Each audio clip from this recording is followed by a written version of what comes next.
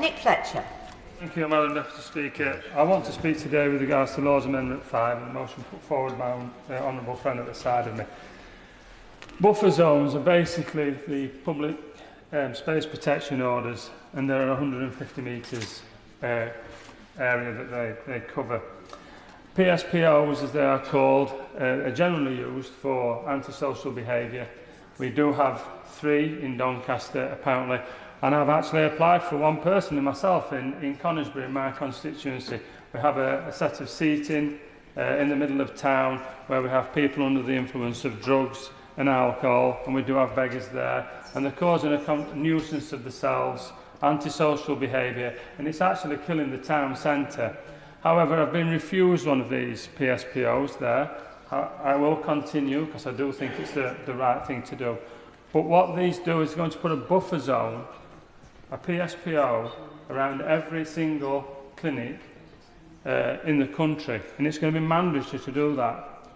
Now, regardless of what we think about that, I just want to tell people in this House and in my constituency what this is going to look like.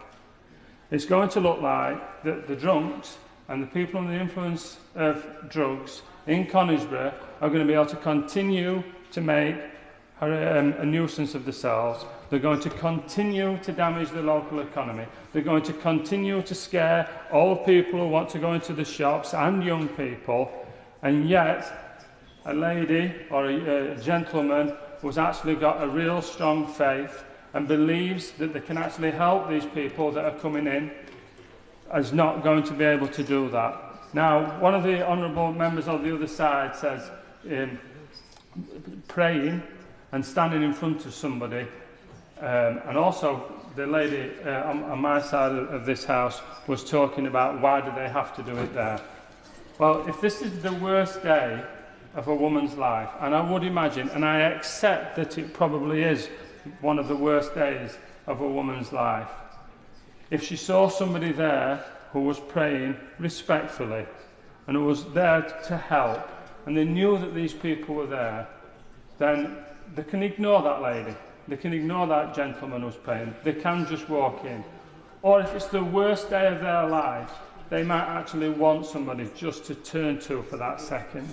They might actually want somebody to turn to. And if somebody's been coerced into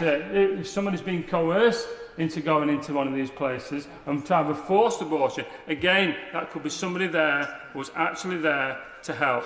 Now, I agree with everybody else in this House. Shouting, screaming, holding up placards is an awful thing to do. It shouldn't happen.